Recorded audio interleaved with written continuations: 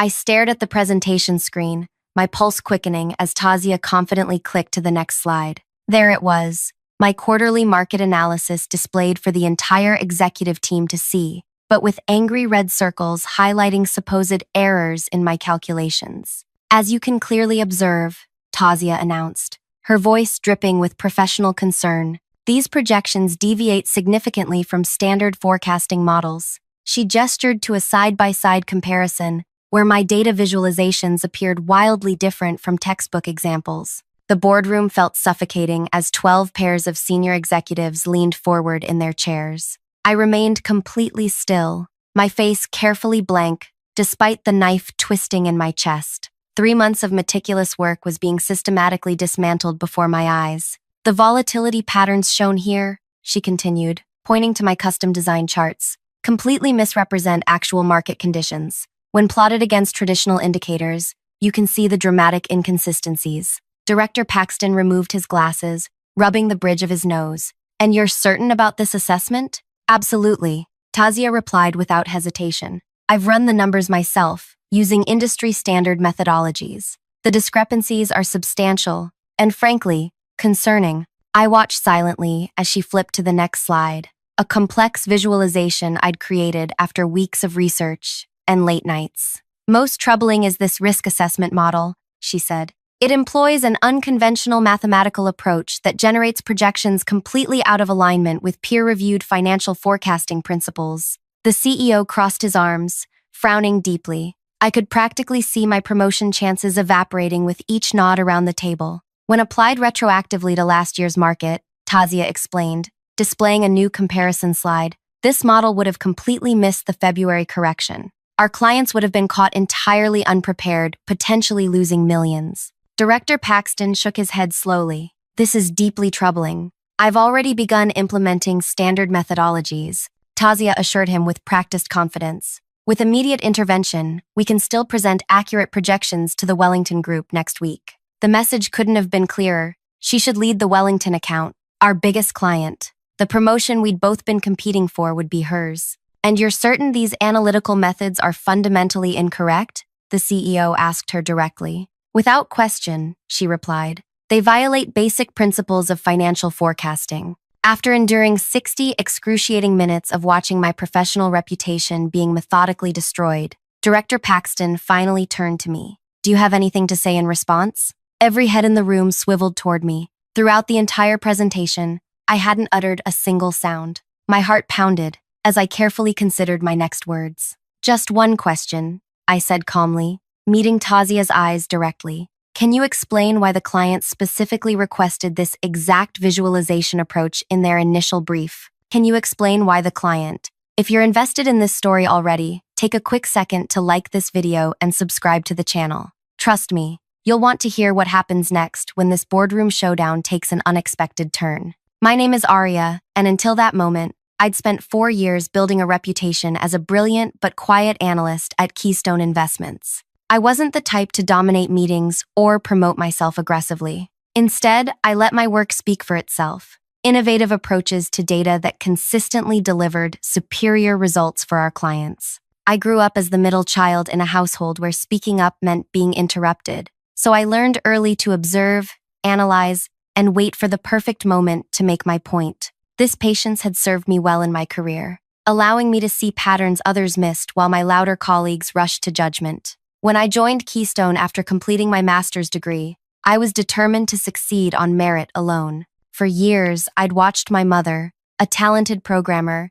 get passed over for promotions because she wasn't assertive enough in a male-dominated tech company. I promised myself I wouldn't let that happen to me. At Keystone, I slowly built my reputation by taking on challenging accounts others avoided and turning them into successes. My analytical approach wasn't conventional. I'd developed my own models that spotted market trends weeks before standard indicators. My clients appreciated the edge this gave them, even if some of my colleagues questioned my methods. Tazia joined the company 2 years after me. From day one, she was everything I wasn't: outspoken, politically savvy, and determined to climb the corporate ladder at any cost. Where I spent evenings perfecting analyses, she spent them networking with executives at industry events. Where I focused on client results, She focused on visibility. We were opposites in every way. Yet strangely, we'd developed an uneasy friendship over shared lunches and late nights at the office. I admired her confidence, and she seemed impressed by my technical abilities.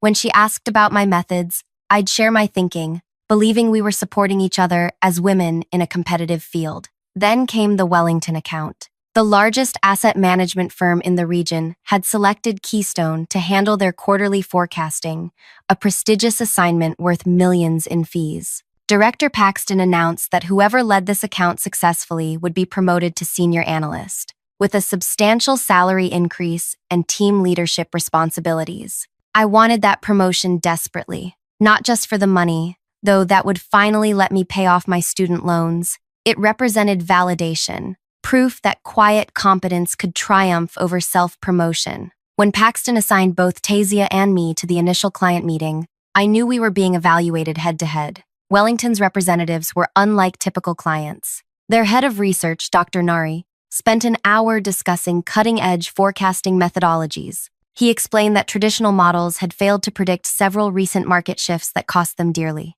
"We're looking for fresh approaches," Dr. Nari had said. "Our internal research suggests nonlinear volatility patterns contain predictive signals that conventional models miss entirely." I felt a thrill of recognition. This was exactly what my personal research had focused on for years. When I shared some preliminary thoughts, Dr. Nari leaned forward with genuine interest. Tazia, meanwhile, looked increasingly uncomfortable as the conversation ventured beyond standard financial theory. After the meeting, Paxton pulled me aside. "Wellington was impressed with your ideas. They want you to lead the analysis phase." Tazia's smile tightened when she heard the news, but she congratulated me warmly. "I'll handle client communications while you focus on the numbers," she offered. "We'll make a great team." For 3 months, I poured everything into developing custom visualization tools that could capture the patterns Wellington wanted to track. I tested my models against historical data, refining them until they successfully predicted 84% of significant market movements from the previous year, far exceeding the 61% accuracy of traditional approaches. When Tazia asked about my progress, I shared everything openly. She seemed fascinated, asking detailed questions about my methodology. I explained each innovation proudly, believing she was helping bridge communications with the client while I focused on the technical work. What I didn't know was that she'd stopped sharing my updates with Wellington weeks ago. Instead, she'd been meeting privately with Director Paxton, expressing concerns about my unconventional approach. She carefully built a case that I was veering dangerously off course from accepted financial practices. The presentation ambush had been her masterstroke, positioning herself as the responsible professional saving the company from my reckless methods. And it had worked perfectly, until my single question changed everything. The boardroom remained silent after I asked Tazia to explain why Wellington had specifically requested my visualization approach. Her confident expression faltered momentarily. "I'm not aware of any such request," she replied, recovering quickly. "The client expected industry-standard analysis." I reached into my bag and retrieved a bound document, sliding it across the table toward the CEO. "This is Wellington's initial project brief. Page 17 outlines their requirements for nonlinear volatility tracking, exactly the methodology I implemented and that you just spent an hour criticizing." The CEO opened the document, scanning the pages with increasing interest. "Wellington's quantitative team has been researching these patterns for 2 years," I continued, my voice steady despite my racing heart. "What looks like analytical errors to someone using traditional models are actually pattern recognition innovations they specifically requested." Director Paxton reached for the document. "Is this accurate?" "Wellington's chief strategist can confirm everything," I replied. "I've been in weekly strategy meetings with their team throughout this project. I assumed everyone at leadership level was aware of their specialized requirements." Tazia started to speak, but the CEO raised his hand to silence her.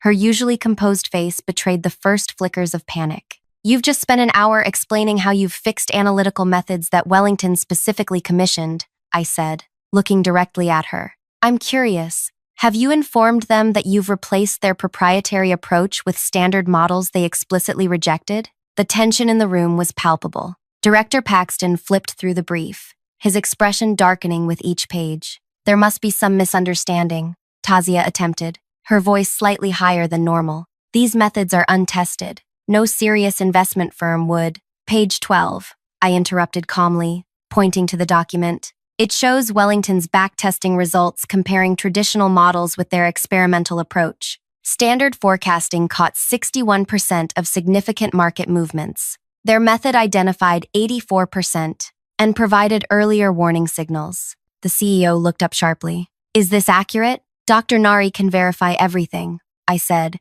mentioning Wellington's head of research. I've documented all our discussions about their methodology requirements. Director Paxton closed the brief, his face unreadable. I think we need to pause here and verify some information. Tazia, Aria, thank you both for your input.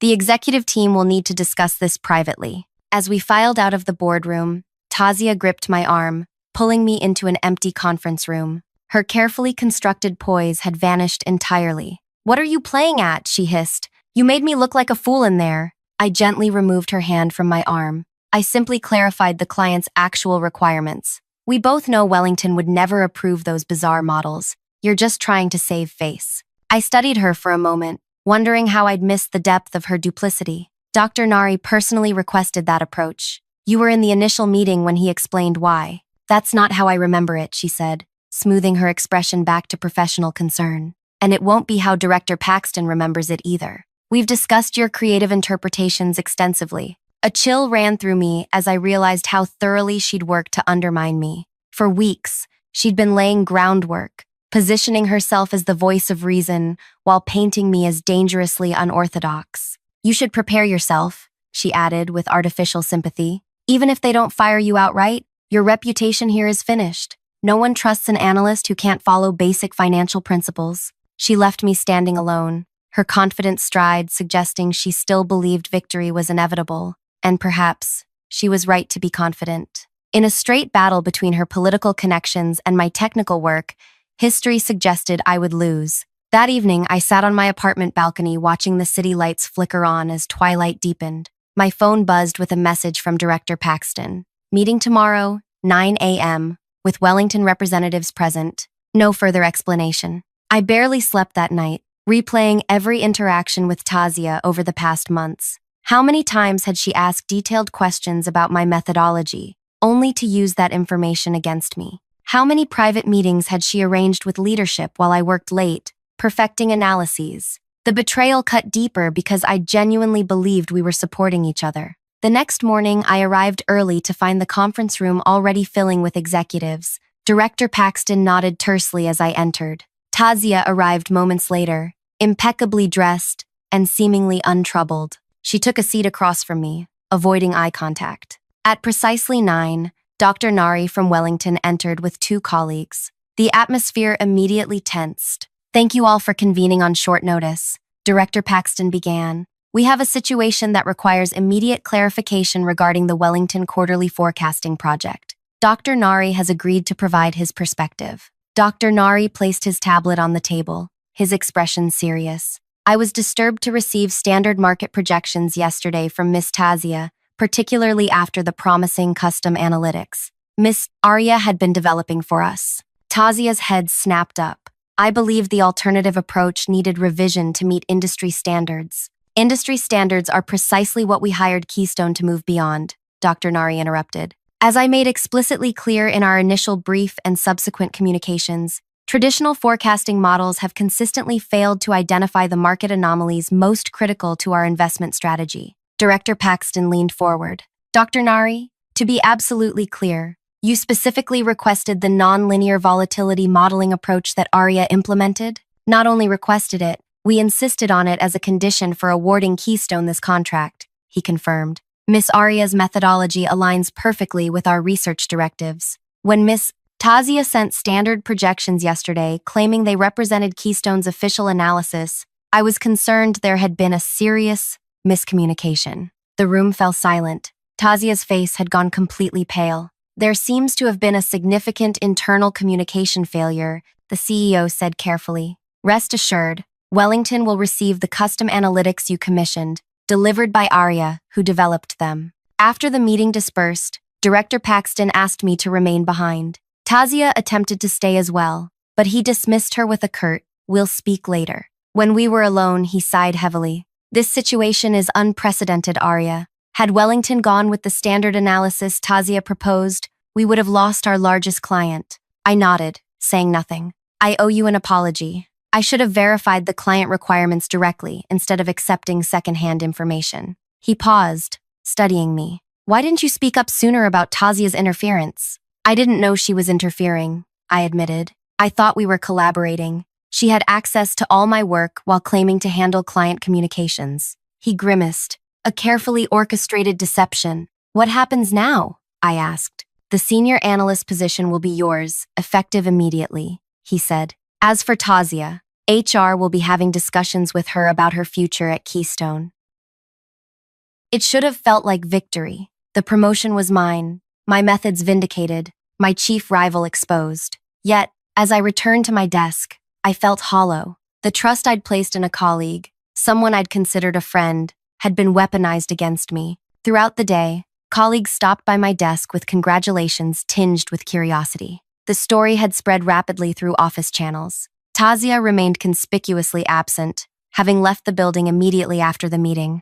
At 5 o'clock, as I was preparing to leave, my phone lit up with a text from an unknown number. This isn't over. You got lucky today. I stared at the message, a knot forming in my stomach.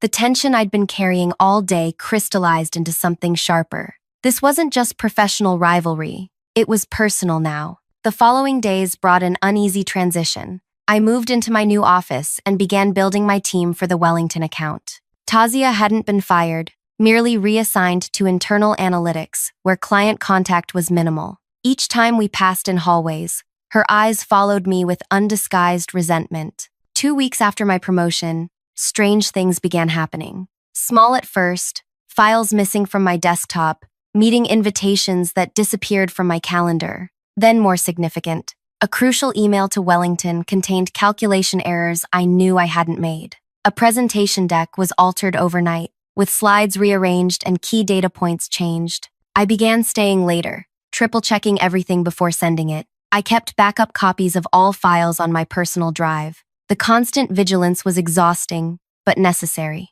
You look terrible, my colleague Jin remarked over coffee. Everything okay with the new position? I hesitated, then admitted, someone's sabotaging my work. Small things, but enough to undermine me if I don't catch them. Jin raised an eyebrow. Tazia? I can't prove it, I said. But who else would have both the motivation and the technical knowledge? Be careful, Jin warned. She's still close with Director Paxton's assistant, and she's been having lunch with several board members recently. This news sent a chill through me. While I'd been focused on delivering results, Tazia had been networking, spinning narratives, laying groundwork. Again, that afternoon, I discovered my access to certain data systems had been mysteriously revoked. When I contacted IT, they claimed to have received authorization from leadership to modify my permissions. It took hours to resolve, forcing me to miss a deadline for Dr. Nari. When I finally delivered the analysis late that evening, he was understanding but concerned.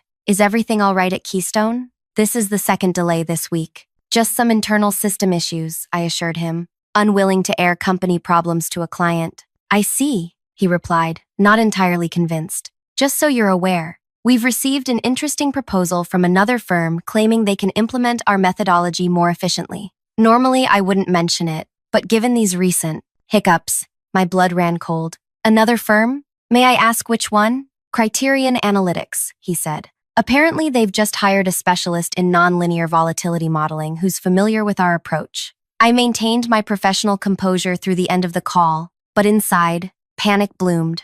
Criterion was our main competitor, and this specialist could only be one person. That night, I searched online and found it immediately. A press release announcing Tazia's hiring at Criterion Analytics as their new director of strategic forecasting. The position was several levels above what she'd held at Keystone. How had she managed this? Then it hit me. She hadn't just been studying my methods to sabotage me internally. She'd been learning them to sell herself as an expert to our competitor, positioning herself to steal Wellington's account. The next morning, I requested an urgent meeting with Director Paxton and our legal team. I explained my suspicions, showing them evidence of the systematic interference with my work and the Criterion announcement. This is troubling, the legal director acknowledged. but difficult to prove as deliberate sabotage rather than system glitches. As for her new position, unless we can demonstrate she's sharing proprietary information, she's marketing herself as an expert in the exact methodology I developed for Wellington,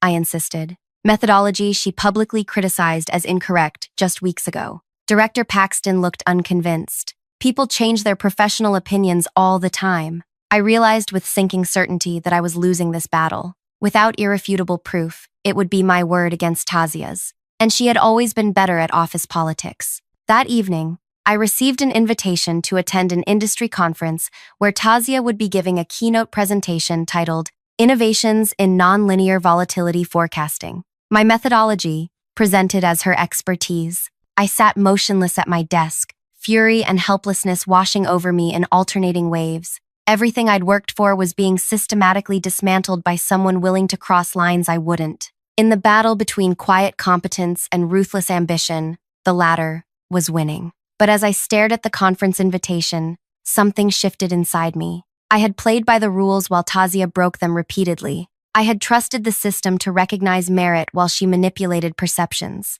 I had been honest while she lied without hesitation. Perhaps it was time to change tactics. I opened my laptop and began typing, a plan forming that would require me to operate as Tazia did, strategically, politically, and without mercy. For once, I would fight not just with better data, but with better strategy. The industry conference was scheduled for 3 weeks away, giving me limited time to prepare. As I examined the event details, I discovered Tazia would be presenting to senior executives from major investment firms, including Wellington. Her session description promised to reveal groundbreaking approaches to market volatility forecasting that sounded eerily familiar. The audacity was breathtaking. She hadn't just stolen my methods. She was positioning herself to poach our largest client by presenting my work as her own innovation. If she succeeded, my career at Keystone would be effectively over, regardless of my title. I needed to act, but confronting her directly would only lead to denials and counter-accusations.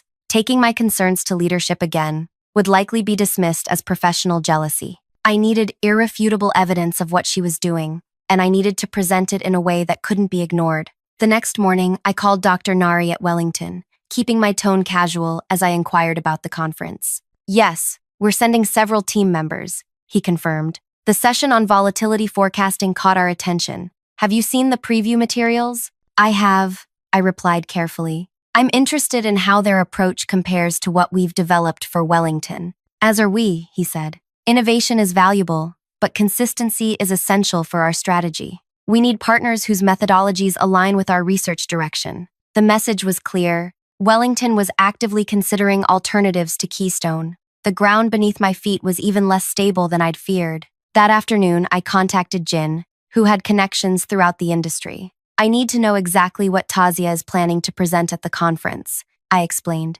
Any chance your contact at Criterion could help? Jin hesitated. That's sensitive information, Aria. What are you planning? Just professional due diligence, I assured her. If a competitor is presenting similar methodologies to what we've developed, we need to understand how they're positioning it. 2 days later, Jin forwarded me a draft of Tazia's presentation deck. My hands shook as I scrolled through slides containing my exact visualizations, simply recolored with Criterion's branding. The mathematical formulas I'd developed over years were presented with minor cosmetic changes. Even my original testing results appeared, the numbers slightly altered, but unmistakably mine. What's more, the presentation included client testimonials from firms that had never actually used her methods. She had fabricated success stories to bolster her claims. I immediately backed up the files to multiple secure locations. This was the evidence I needed, but using it effectively required strategic thinking. If I simply accused Tazia of theft, she would claim the methodologies were basic industry knowledge or that she'd developed them independently.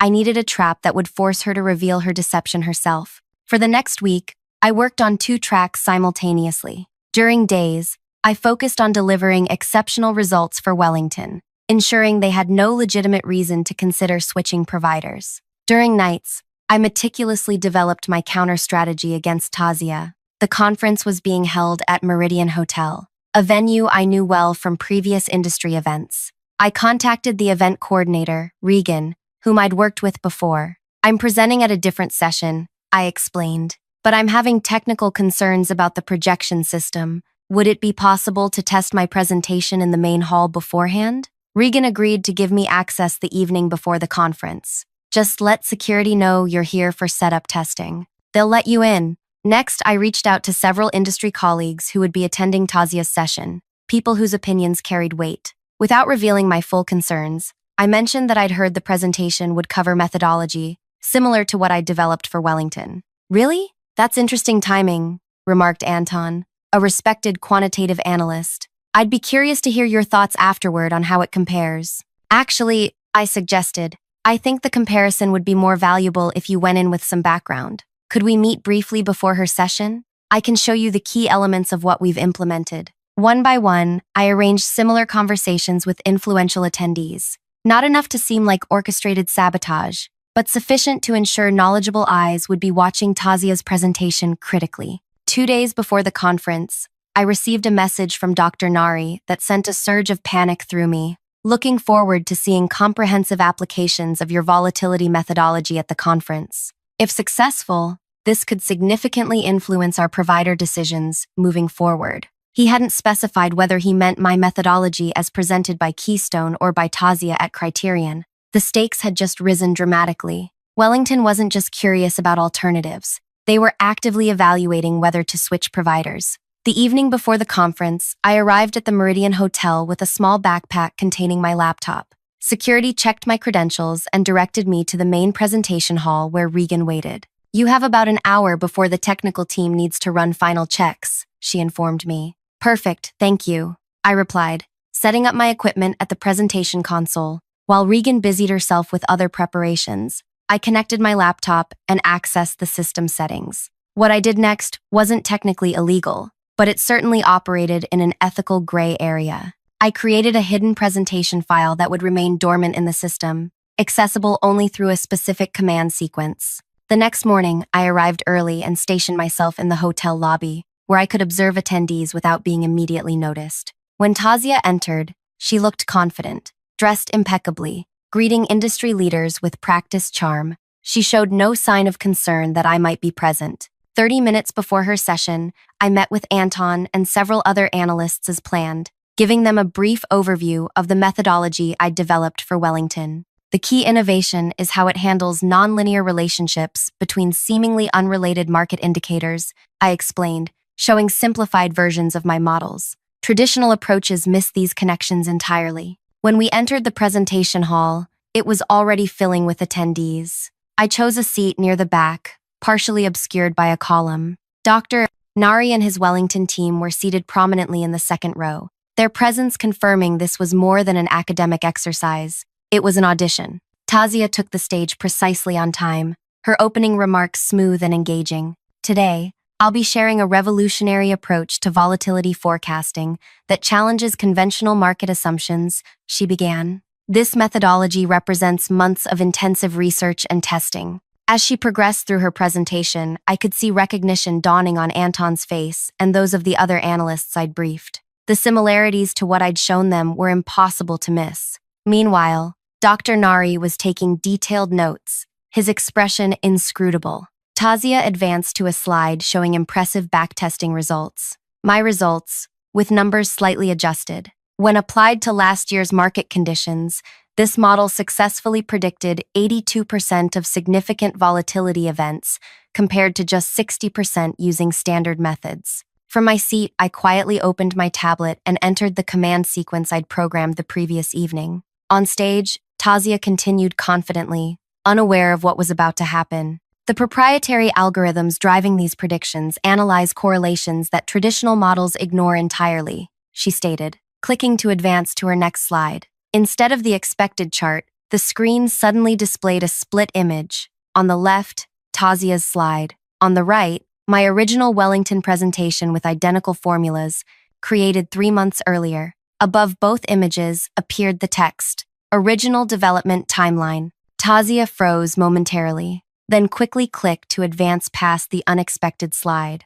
But the next slide showed the same split-screen comparison with different content. She clicked again and again, but each slide now displayed her version, alongside my original, with timestamps clearly visible. Murmurs spread through the audience. Dr. Nari leaned forward in his seat, eyes narrowed. Tazia attempted to regain control. There seems to be a technical issue.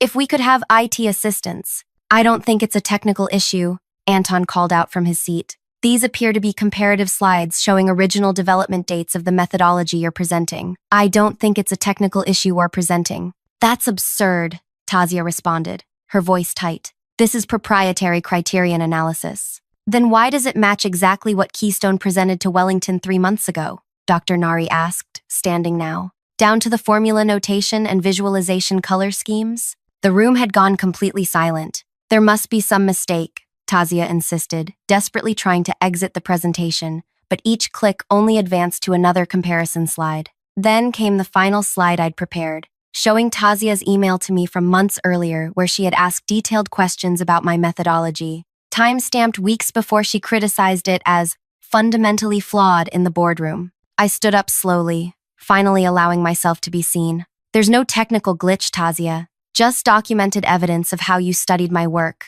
publicly criticized it, then attempted to present it as your own innovation after joining a competitor. The room erupted in whispers as I walked calmly to the front of the hall. Tazia's face had gone completely white. You planted these slides, she accused, voice barely audible. You hacked the system. The slides simply show factual information, time-stamped development materials from both companies, I replied. If the methodology is truly your original work, you should be able to explain the identical mathematical notation, testing parameters, and even the identical typo on slide 17. Dr. Nari and the Wellington team had gathered at the side of the stage, expressions grave. Other attendees were photographing the comparison slides with their phones. This session is clearly compromised, Doctor, Nari announced. I suggest we adjourn while this situation is addressed. Miss Aria, the Wellington team would appreciate a private conversation at your convenience. As the room emptied, Tazia remained frozen on stage, her carefully constructed professional facade completely shattered. When only a few people remained, she approached me, voice trembling with fury. You planned this ambush. You deliberately humiliated me. I regarded her calmly. I simply presented factual evidence of what you did. The methodology you criticized as dangerously flawed in front of our entire leadership team, the same methodology you then studied in detail, stole, and attempted to sell as your own innovation. You'll regret this, she whispered. Perhaps, I acknowledged. But right now, industry leaders have just witnessed you presenting stolen intellectual property. I suspect that's a greater professional concern than any personal vendetta between us. An hour later, in a private meeting room, Dr. Nari confirmed that Wellington would be expanding their relationship with Keystone, and with me specifically. Integrity matters as much as innovation in our partnerships, he explained. Today made clear which provider embodies both. 3 days later,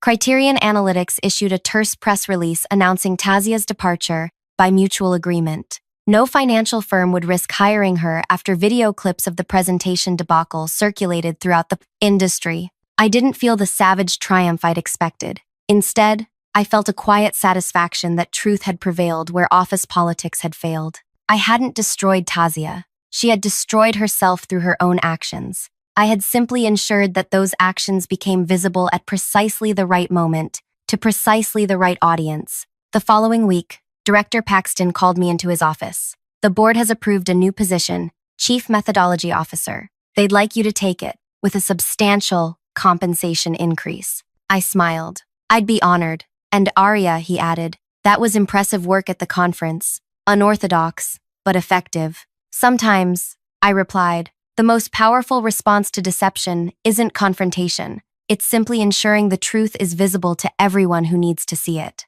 If you enjoyed this story of workplace justice, take a moment to like this video and subscribe to the channel. Have you ever caught someone trying to take credit for your work? Share your experience in the comments below. I'd love to hear how you handled it. And if you want more stories of satisfying professional revenge, hit that notification bell so you won't miss the next one.